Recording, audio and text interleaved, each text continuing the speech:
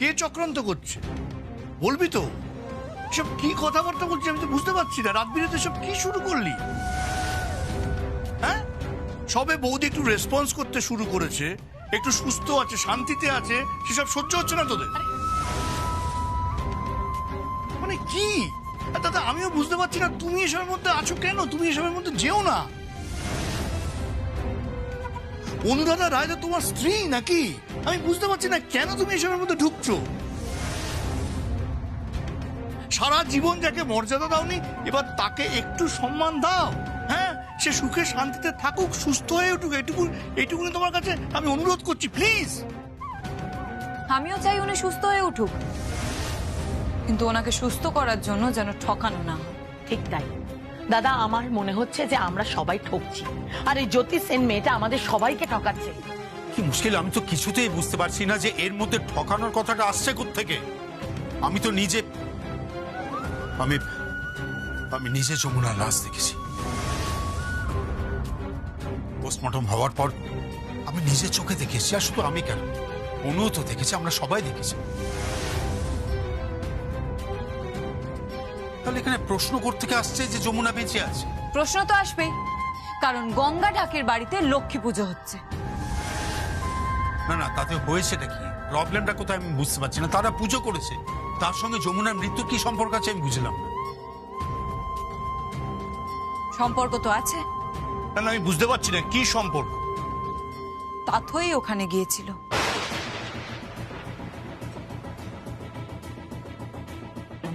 তাথই ওখানে গিয়েছিল? না, আমি বুঝতে পারছি না কেন গিয়েছিল, কার পারমিশনে গিয়েছিল? এক্সকিউজ মি, তাথইয়ের কারোর পারমিশনের দরকার নেই। হ্যাঁ, ওর সন্দেহ হয়েছে যে এই জ্যোতি সেন মেয়েটা যমুনা, তাই ও ওই গ্রামের বাড়িতে গেছিল। ওখানে গিয়ে ওই যমুনা শাড়ি পরে ঢাক বাজাচ্ছিল, আর তারপর যমুনা তুই এসেছিস মা? এই শিউলি, শিউলি দেখো যমুনা এসেছে।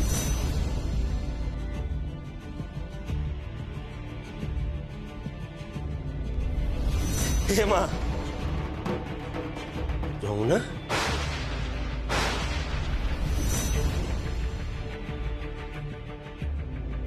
গঙ্গা দৌড়ে গেছে। শুনছো দাদা, গঙ্গা লক্ষ্মী পুজোয় ঢাক বাজানো শুনে দৌড়ে গেছে। আচ্ছা, কি করে সেটা সম্ভব দাদা? গঙ্গা তো জানে যমুনা মারা গেছে, গঙ্গা তো এটাও জানে যে যমুনাকে দাহ করা হয়ে গেছে। তাহলে কেন কেন গঙ্গা দৌড়ে যাবে আমাকে বলো তুমি সেটা। প্লিজ প্লিজ, তোরা আমাকে কনফিউজ করে দিস না প্লিজ। কনফিউজ করে দেওয়াটাই ওদের কাজ।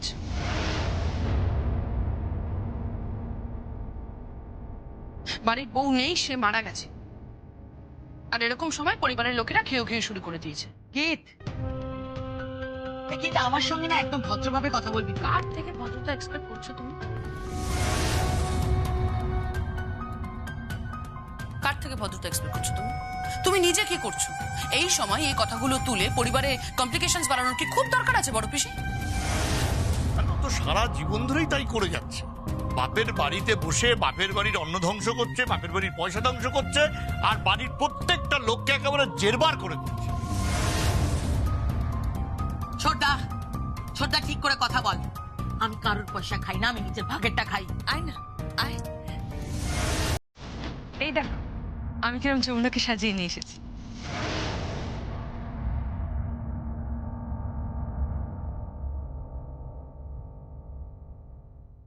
তুমি কি এতক্ষণ যমুনার ঘরে ছিলে নাকি?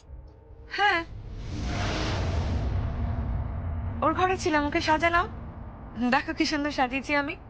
আমি তোকে বললাম তোর লকারে কত গয়না আছে বার কর, আমি তোকে সাজিয়ে দিই। দেখো কত গয়না পড়েছে, কি সুন্দর লাগছে যমুনাকে, তাই না? লকারের চাবিটা ওই বের করে দিয়েছে না? মানে একবারই ও লকারের চাবিটা বের করে দিয়েছে, তাই তো? আরে না না, ও তো খুঁজেই পাচ্ছিল না। আরে বাবা, আমি তো ওকে বললাম তুই এ বাড়ির বউ, তোর লকার, তোর এত গয়না, তুই কেন চাবি খুঁজে পাবি না? তারপর তো সঙ্গীত কোথা থেকে যেন বার করলো সঙ্গীত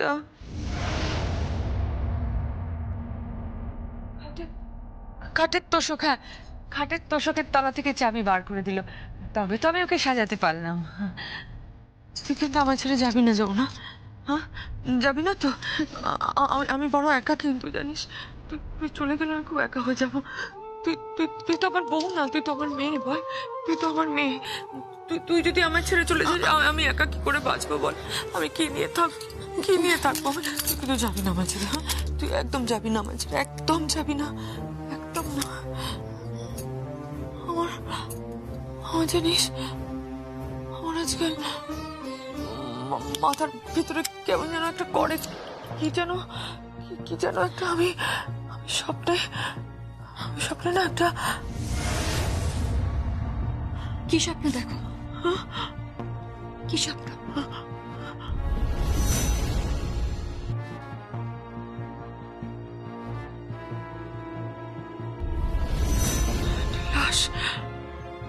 একটা লাশ ওই আর যমুনা আছে না, আর একটা যমুনা, আমি ওর লাশ দেখি, আমি ওর লাশ দেখি। তুই কিন্তু আমার ছেড়ে যাবি না যমুনা, হ্যাঁ তুই যাবি না তো আমার ছেড়ে?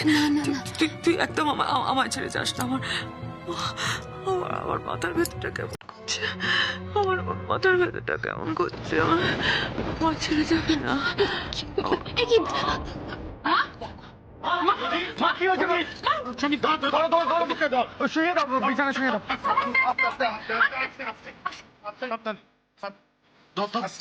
শক্ত করে দাও, করে দাও বাবা, বসি শোয়া ওকে, আস্তে আস্তে আস্তে। ওষুধটা দে, শোনো মা মা শোনো। ওষুধটা খাইয়ে দে তাড়াতাড়ি। মা, ও মা, অনুরাধা,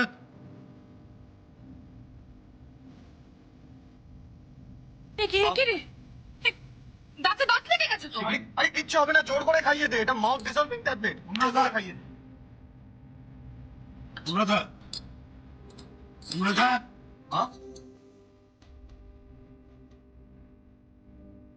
কথা বলছেন মা?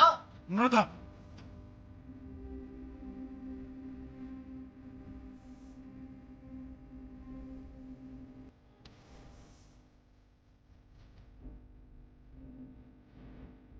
যাকে অনেক রাত হয়ে গেছে, আমি ঘুমোতে যাচ্ছি, আমার ঘুমের দরকার। বাবা, তুমি নাকি জ্যোতি সেন, অথচ ঘুমোতে যাচ্ছ সঙ্গীতের সঙ্গে? সঙ্গীতের সঙ্গে মানে? না মানে আমাদের বাড়ির ছেলের সঙ্গে ঘরে। বাহ, আপনি তো খুব কুৎসিত মনের একটা মানুষ, ন্যারো মাইন্ডেড পারসন। এই আমার সঙ্গে ভদ্রভাবে কথা বলো। আপনি আমার সঙ্গে ভদ্রভাবে কথা বলুন। Behave yourself. আপনাদের উচিত আমাকে কোঅপারেট করা। আমাকে কিন্তু এখানে রিকোয়েস্ট করে আনা হয়েছে। ওই যে দাঁড়িয়ে আছেন মিস্টার কল্যাণ রয়, উনি আমাকে রিকোয়েস্ট করে এনেছে, বারবার রিকোয়েস্ট। নট অনলি কল্যাণ রয়, এখানে অনেকেই আছে যারা আমাকে লিটারালি রিকোয়েস্ট করে, বারবার রিকোয়েস্ট করে এখানে নিয়ে এসেছে।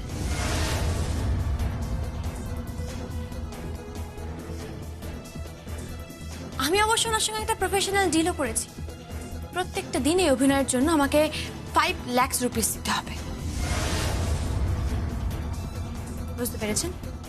ওনার সঙ্গে আমার ডিল হয়েছে। আর তাই এখান থেকে কেউ একটা আজে বাজে কথা বললেই আমি সোজা এখান থেকে বেরিয়ে ফ্লাইট ধরে বাড়ি চলে যাব।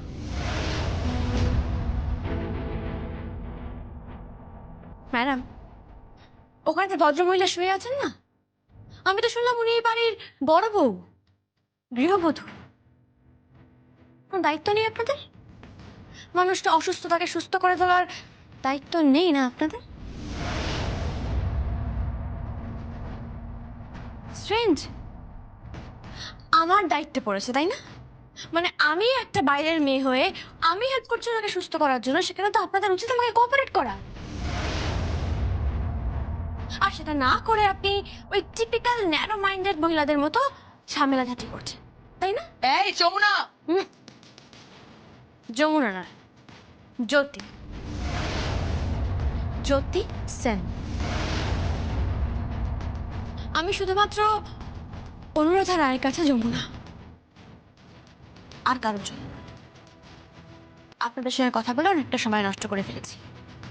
Enough is enough. এক মিনিট, অনলাইনে তোমার যে চিকেন তন্দুরিটা অর্ডার করা হয়েছিল সেটা কি এসে গেছে?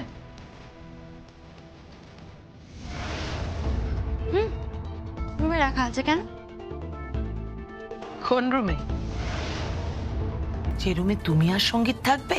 আপনাকে বললাম না আমি একজন আনম্যারিড মেয়ে, আমি অবিবাহিতা। বুঝতে পারেননি আমার কথা? পেরেছেন তো বুঝতে? আপনার মনে হয় কি করে যে একজন আনম্যারিড মেয়ে হয়ে একজন পুরুষ মানুষের সঙ্গে আমি একটা রুম শেয়ার করবো? এরকম কুৎসিত চিন্তা আপনার মাথায় আসে কোত্থেকে? Doesn't make. এই এই তুমি কিন্তু আমাকে এখনো চেনো না। বড়পিসি প্লিজ, কি করছো তুমি এসব? তুমি এখন এখান থেকে যাও না, এটা বোঝার চেষ্টা করো। ওনাকে অনেক কষ্ট করে মানিয়ে এখানে নিয়ে আসা হয়েছে মায়ের জন্য। আমার মা তো, প্লিজ একটু বোঝো। ভাইয়া তুই কেন দাঁড়িয়ে আছিস এখানে চুপচাপ? আমি তো বুঝতে পারছি না সেটা। আরে আমি কি বলবো, সত্যি আমার কিছু বলার নেই। যমুনা নেই বাড়িতে, তার উপর মায়ের এই অবস্থা, আর তার উপর পরিবারের সবাই এসব অশান্তি করছে। আচ্ছা বাবা, তুমি তো শাসন করতে, তোমার এক হাতে তো সবাই চুপ করে যায়, তাহলে তুমি কিছু বলছো না কেন? বলছি না, তার একটাই কারণ সঙ্গে, হ্যাঁ একটাই কারণ, কারণ আমি যে নিজেই এখনো কনফিউজড যে ও কি জ্যোতি সেন নাকি যমুনা ঢাকি।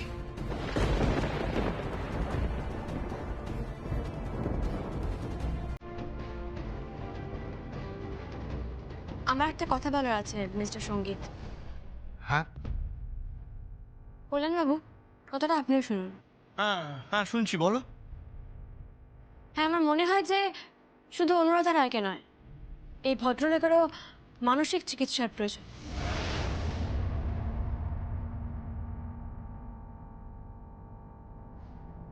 ট্রিটমেন্ট করিয়ে নিন। উনি আশার এই গল্প ভাবতে শুরু করেছে। এই, তুমি জানো তুমি কার সামনে দাঁড়িয়ে কথা বলছো? আমার তো জানার দরকার নেই। আপনি কোথাকার রাজা, কোথাকার জমিদার, তার জন্য আমি কি করব? আমার জানার কোনো দরকার, আমি একেবারে ইন্টারেস্টেড নই। তবে আমি এটা জানি, এটা বুঝতে পারছি যে এই বাড়ির একজন বউ, তার অপঘাতে মৃত্যু হয়েছে। সে জলে ডুবে মারা গেছে, আর তার স্বামী কেঁদে কেঁদে আমার পায়ে পড়েছে আমাকে এখানে নিয়ে আসার জন্য, আমি যেন এখানে আসি। যে পরিবারের একটি বউ অপঘাতে মৃত্যু হওয়ার পর সেই পরিবারের লোকগুলোর চেহারা এমনটা হয়, আমার তো সন্দেহ হচ্ছে যে এই পরিবারের কেউই বোধহয় ওই মেয়েটিকে, মানে যমুনা ঢাকিকে খুন করেছে।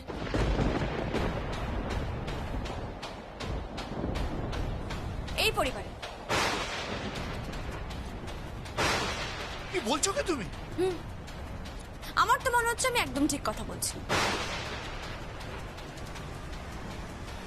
এই পরিবারেরই কেউ না কেউ তো আছেই এখানে, যে ওই মহিলাকে, মানে যমুনা ঢাকিকে খুন করেছে।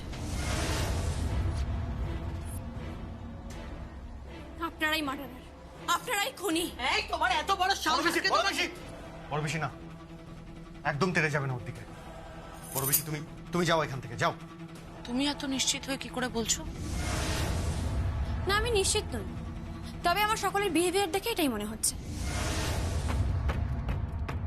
সবাই একেবারে আমি যমুনা না জ্যোতি এটা জানার জন্য উঠে পড়ে লেগেছে। কেন, কিসের জন্য?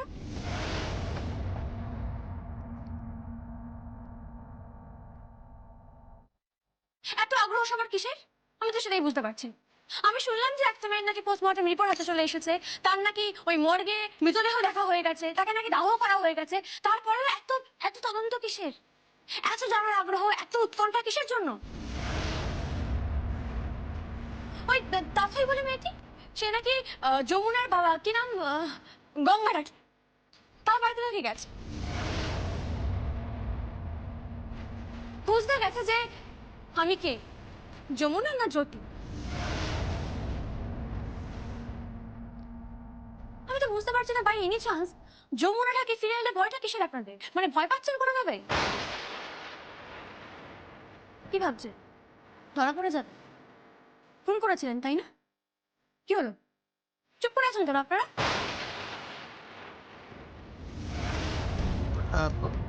আপনি আপনি শান্ত হন, আপনি শান্ত হন জ্যোতি। আমি আমি হাত জোর করে আপনাকে রিকোয়েস্ট করছি, শান্ত হন আপনি। I am sorry. বলছি তোমার চিকেনটা আমার সামনে খেয়ে দেখিও।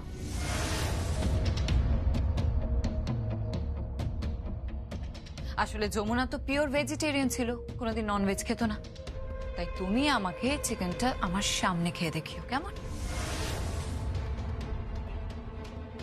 মিস্টার সঙ্গীত, হ্যাঁ, আমার ক্যাবটা বুক করুন। আমি এখানে আর একটা মুহূর্ত টাইম ওয়েস্ট করবো না। তবে যাওয়ার আগে একটা কথা বলি, এই মেয়েটিকে আমি যতদূর দেখেছি, যতদূর বুঝেছি, এই মেয়েটি তো এই পরিবারের কেউ নয়। তাও এখানে বসে বসে ফোকর দালালি করে যাচ্ছে। আমার না এসব মুরব্বি আনায় না, জাস্ট পোষায় না। এই দাঁড়াও দাঁড়াও দাঁড়াও, আমি যতদূর জানি তুমি নাকি বেনারসে থাকো, হ্যাঁ?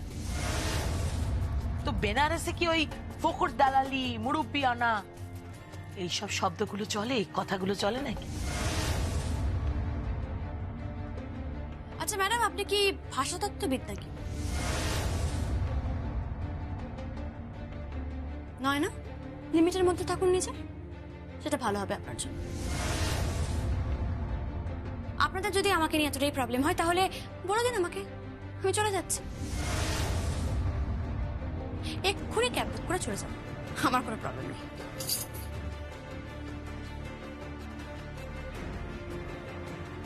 দাদা দাদা আটকাও ওকে, নইলে কিন্তু বৌদিকে বাঁচানো যাবে না।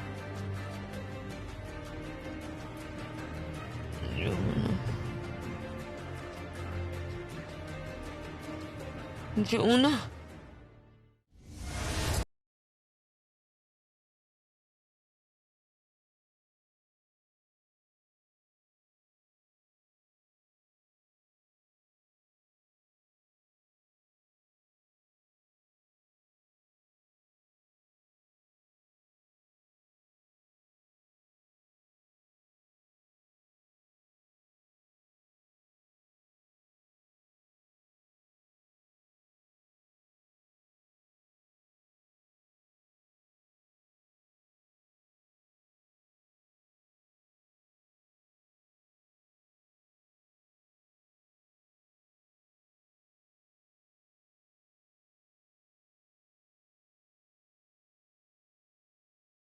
জ্যোতি মায়ের কাছে ঘুমুক আজকে। জ্যোতি,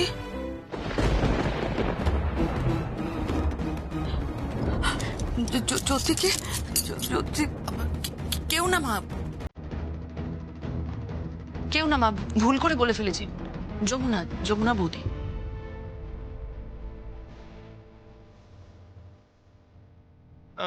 বৌদি বৌদি ঘুমো, বৌদি ঘুমো, বুঝলি? বরং আমরা, দাদা চলো, এই রাগিনী চল।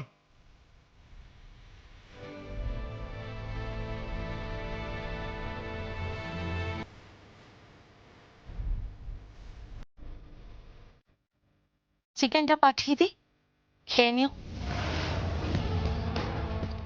শুধু চিকেন নয়, তার সঙ্গে স্যালাডও দেবেন, তাতে যেন বেশি করে পেঁয়াজ থাকে।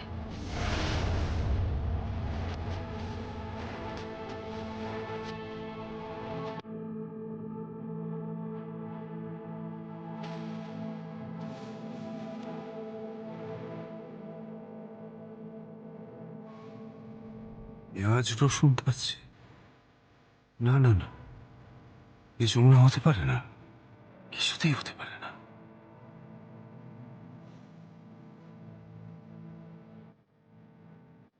কি হবে ছোট করতে বাবু? তুমি ঠিকই বলেছ, এই পরিবারের কারোর না কারোর হাত আছে। তোমার খুনের চেষ্টার পেছনে।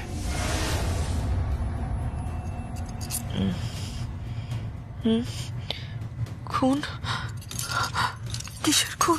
কার খুন? না না তুমি শো, কিচ্ছু নেই, তুমি ঘুমিয়ে পড়ো।